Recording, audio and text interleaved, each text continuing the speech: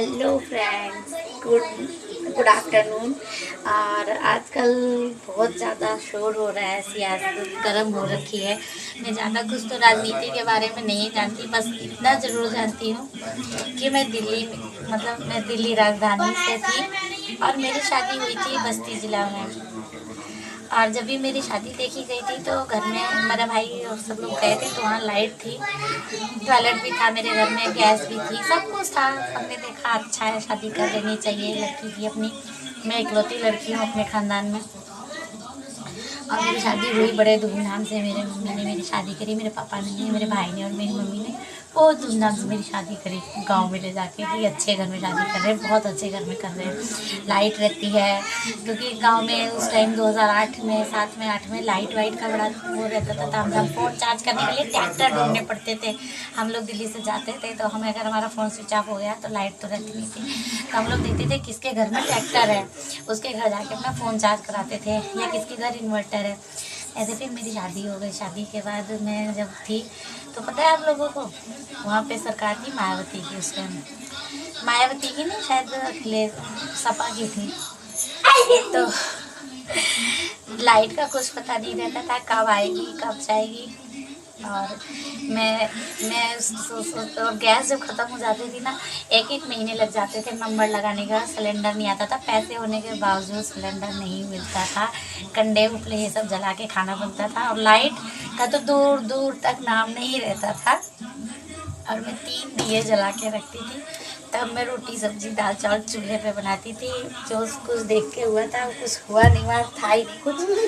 Husband मेरे बाहर रहते थे, मेरा परिवार घर पे रहता था, बाबा दादी सास ससुर चाचा सास ससुर। मेरे 3 नंदे थी, 4 नंदे हैं वैसे, 3 थी और 2 देवर, सब थे छोटे छोटे, उनके बच्चे थे। लाइट रहती ही नहीं थी।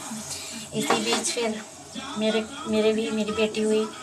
मेरी बेटी 3 मंथ की थी, जनवरी को हुई थी। और लाइट ना होने की वजह से मैं आपको छोटी सी कहानी बता दूँ। नाइट मतलब 4 या 5 बज रहे थे मार्च में, और मेरे कमरे में लाइट थी ही नहीं, तो जल्दी कहाँ से मैंने उसे अपने कमरे में सुला दिया बेड पे, तकिया वकिया लगा के। मैं खाना बना रही थी किचन में, और मैंने देखा मतलब थोड़ी थोड़ी देर पे वो रोती थी, तो मैं जाके देखती थी, फिर ठोक देती थी, सो जाती थी। लाइट थी नहीं कि लाइट जला के देखूं, पर ऐसे उठा के गोती गोदी में देख लेती थी, कुछ दिखता नहीं था।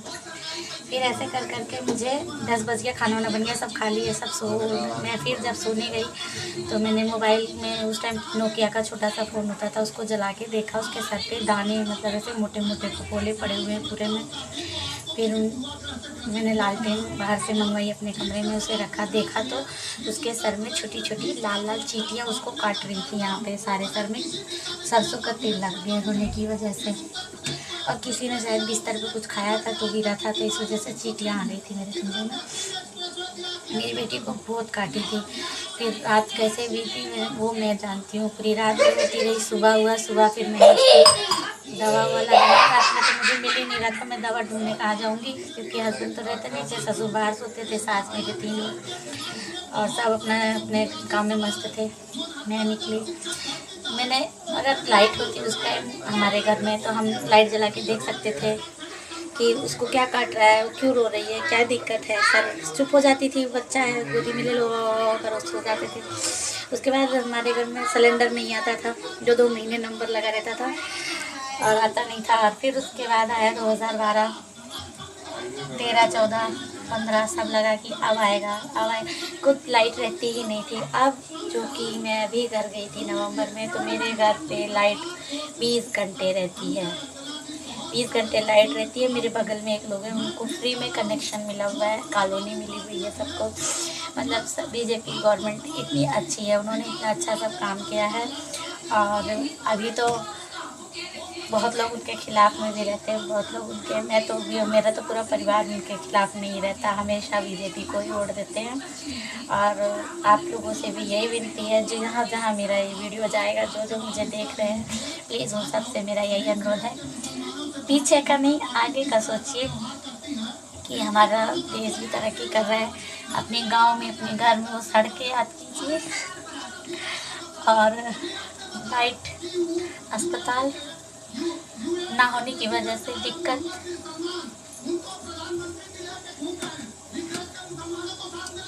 और सोचो शहर के लोगों की शादी गांव में हो जाती थी तो वो कैसे रहते थे वहाँ पे, जो कि राजधानी में 24 घंटे लाइट रहती है, अगर कटती भी है तो 10-15 मिनट में आ जाती है।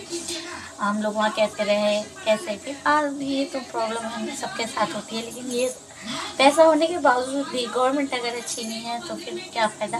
और अगर ट्रांसफार्मर गिर जाता था ना तो लोग पैसे इकट्ठा करते थे, गांव के लोग वो जमा करते थे, तभी भी हफ्तों लग जाते थे, 10-15 दिन ट्रांसफार्मर लगने में। और अब हमारे गली मोहल्ले में पक्की सड़क है और सबको टॉयलेट मिला हुआ है।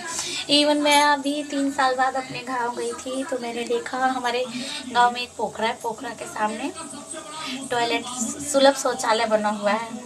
मुझे लगा ये कोई ऑफिस है, इतना साफ सुथरा, इतना अच्छा। मैंने अपने हस्बैंड से बोला ये क्या है, उनको भी नहीं पता था।